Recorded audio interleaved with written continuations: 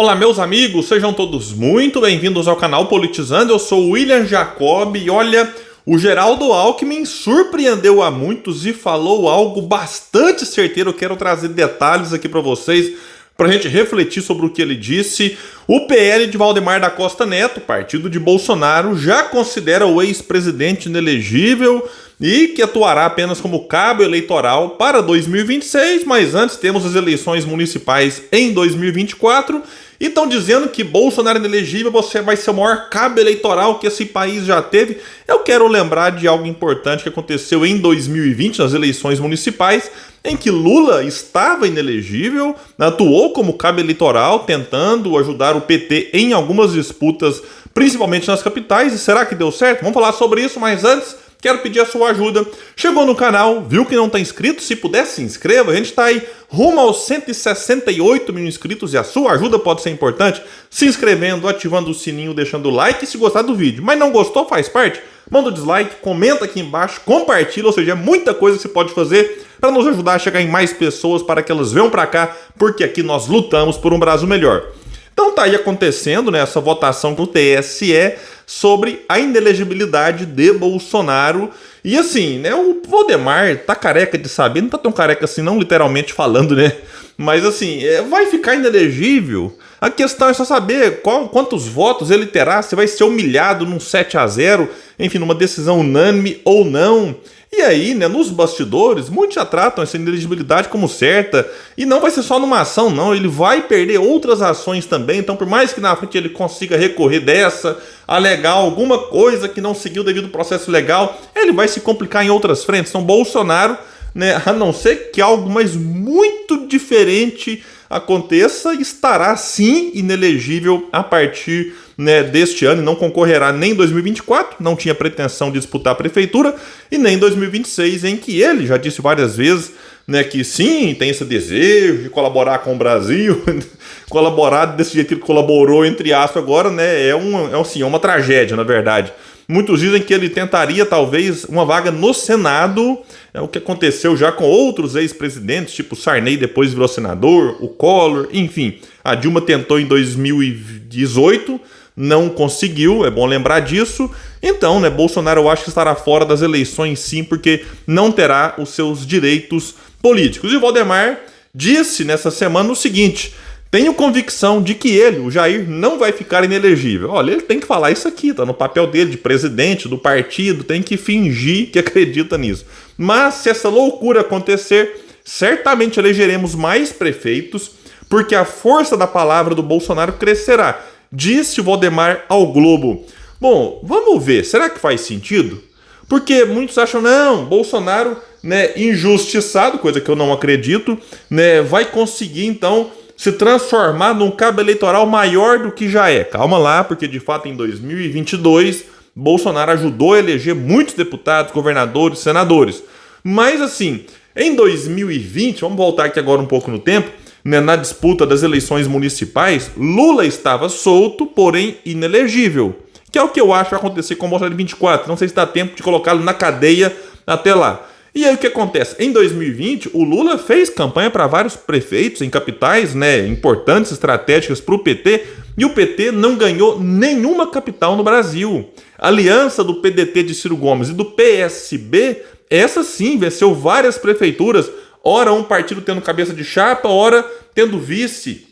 E aí o PT viu também o número de prefeituras no geral cair. Aí nesse caso todos os partidos, digamos assim, de esquerda, centro-esquerda, também tiveram uma queda. O PDT perdeu em relação ao que tinha eleito em 2016, o PSB também perdeu, o PDT foi o que perdeu menos, diga-se de passagem, e o PT perdeu muitas prefeituras. Então essa coisa de alguém, né, vamos dizer assim, popular. O Lula muito popular, Bolsonaro muito popular, tem uma diferença enorme entre os dois. Estou tratando aqui de popularidade. Não quer dizer que o indivíduo popular consiga, né, transferir votos, eleger prefeitos, até porque a dinâmica de uma eleição municipal é muito diferente de uma eleição para deputado, senador e governador. Então, nessa coisa aqui do Bolsonaro se tornar um cabo eleitoral mais forte por estar inelegível, baseado no que aconteceu com o próprio Lula, não dá, né, para acreditar. Pode ser que sim, vai ter que esperar o tempo, vai dizer. Agora, vamos ver, né, o que vai acontecer, porque a grande questão é, ele estará livre em 2024, como eu disse. Eu acho que sim, não sei se dá tempo de colocá-lo na cadeia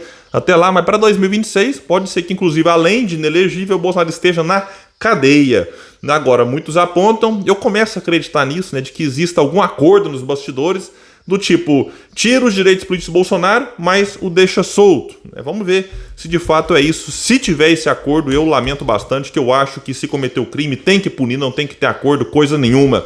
E é o seguinte, pessoal, o Alckmin, vice-presidente, mas se quando o Lula viaja, e tem viajado bastante, assume a presidência, né, vira presidente em exercício, e ele também é ministro do Desenvolvimento, Indústria e Comércio, o MIDIC, o ministério lá, né. Geraldo Alckmin, então, criticou a decisão do Banco Central de manter os juros básicos da economia, a Selic em 13,75 ao ano, mesmo com a inflação em queda. Agora, já tem muita gente criticando Lula, Glaze, né, pegando aqui figuras do PT, né, em outros partidos também. Agora, qual que é a diferença do que o Alckmin disse? Aqui eu achei um ponto interessante, porque é o seguinte, ele ressaltou que cada 1% da taxa Selic custa 38 bilhões de pagamento do serviço da dívida pública. E uma taxa 5% acima do que deveria estar, resultaria em um custo de aproximadamente 190 bilhões, abre aspas, para o Alckmin.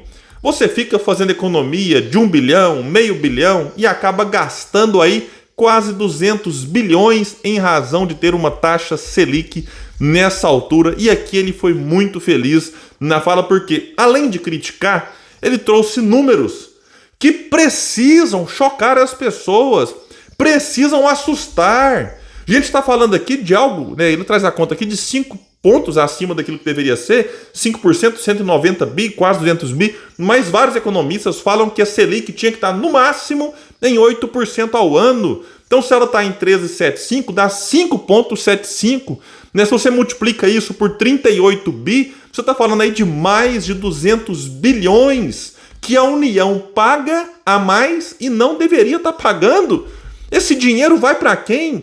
Vai para quem tem título da dívida, vai para os rentistas, é dinheiro que deixa de ir para a saúde, para a educação, para fazer estradas, enfim, para investir em infraestrutura, gerar emprego para as pessoas e vai para o bolso de alguns. Então, um negócio surreal, né? Alckmin também ressaltou que durante a eleição de Bolsonaro, enquanto Campos Neto também esteve à frente do Banco Central, a Selic já foi reduzida para 2% ao ano, nível mais baixo da série histórica. Isso aqui sim aconteceu durante a pandemia. Eu sou pequeno empresário aqui na cidade de Uberlândia, eu lembro desse momento e foi muito bom. Foi importante que a gente sofria, né, os impactos da economia, com comércio que o negócio abre, depois fecha, aí você pode trabalhar só com delivery durante um tempo, com porta fechada, aí depois, né, abria, dependendo ali de como é que estava a situação da pandemia. Eu entendi, né, o que a gente tinha que fazer para ajudar, para dar nossa contribuição aí por conta, para evitar aglomeração. E essa taxa de 2% ao ano foi importante. Isso por quê? Porque você conseguiu pegar ali algumas linhas de crédito no Pronamp e tal, que foi assim, fundamental. Eu mesmo, né, tive que recorrer a isso aqui. Até hoje eu ainda pago aquilo que eu peguei durante a pandemia. Então, assim, foi um momento diferente, atípico, sim, mas isso, o momento agora não ter pandemia não justifica, a taxa está onde está. Como a taxa real na casa de 10 pontos, porque a inflação está abaixo de 10, de 4. Então você tem a Selic quase 14, daí 10. É a taxa de juros mais alta do mundo. Então, assim, né, o Alckmin então enfatizou uma coisa importantíssima. Ele enfatizou que se a preocupação é a dívida pública, não há nada pior do que manter a taxa de juros desnecessariamente alta, sim, porque os liberais falam que tem que reduzir gastos para não aumentar a dívida, tem que reduzir a dívida, não sei o quê. Mas com todo o perdão a quem eventualmente acha que o que eu vou falar aqui é uma palavra muito dura, mas os canalhas que dirigem o Banco Central vão lá e mantêm a Selic nesse patamar. Então, assim, mas tem que ter austeridade, tem que cortar na educação, tem que cortar na saúde, porque a gente tem que sacrificar agora para poder colher os frutos na frente, dizem aí os liberais. Mas e como é que você tem um discurso de austeridade, né, naquilo que o povo precisa e mantém a taxa de juros nesse patamar? Lembrando que o Alckmin disse, gastando aí, segundo as contas dele, mas daria até mais, 190 bilhões de uma maneira desnecessária. Então tá aí o Campos Neto. Eu já disse aqui várias vezes, eu não acho que esse cidadão tem boa vontade, não acho que ele é bem intencionado E eu acho que ele faz isso claramente para agradar quem manda nesse país. E quando ele sair do Banco Central, o que poderia acontecer antes do fim do seu mandato, se o Lula trabalhasse, né, e a equipe também, o Haddad, a Tebet, para exonerá-lo antes, motivos para isso tem um deputado petista falando a coisa certa, que é o Lindenberg Farias, né, ele vai sair o Campos Neto e vai trabalhar num banco, anotem aí, simples assim. Então esperar o quê de um cidadão como esse?